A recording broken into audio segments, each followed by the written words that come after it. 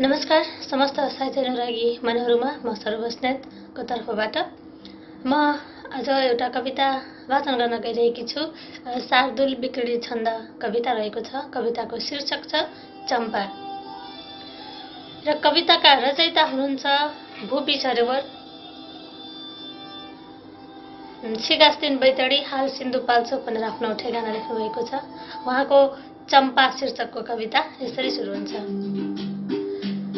को होला मनमा बसेर मुटुको ढोका लगाइदिने, तिम्रै हो म सधैँ भनेर भूपीको आशा जगाइदिने। यो मेरो मनमा सुटुक्क बलमा राजै गरी रञ्जनी, कस्ती छिन् गुणमा सुगन्ध रसिली पुष्पलता रागिनी, कस्ती छिन् गुणमा सुगन्ध रसिली पुष्पलता रागिनी। जुनेली अनुहार चट्ट गुणकी देखिन केही कमी, आहा देख्छु सुबास खास बहने चम्पा चमेली तिमी।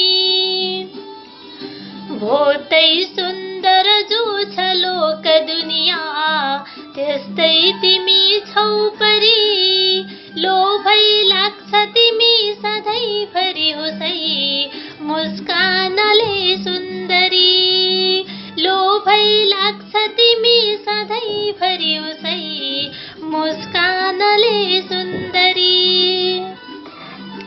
कहिले छाल बनेर आउँछ नदी, रुझे कपासै सरी, तिम्रो प्यार अपार बढ्छ मनमा, सम्हाल्नु खै के गरी। पीडाको सब हो खती अधरमा, बोकेर हाँसो सदा, काखैमा बसलौ तयार म भए हे मेरी प्यारी सुधा, काखैमा बसलौ तयार म भए हे मेरी प्यारी सुधा। मायाको बलियो तनक्क कसिलो डोरी अझै कस्दिनु, मेरी हौ अब हुर बसी हर जुनी, टाढा नभई बस्दिनु।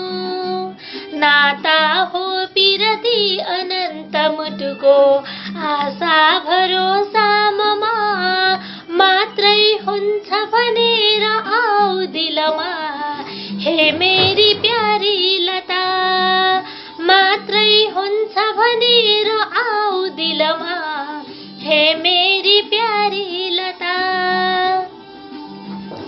देख्दै चट्ट परेर सुन्दर परी, हे स्वर्ग की सुन्दरी, सारा प्यार लिए काख भरिदेऊ लौ सुस्तरी सुस्तरी।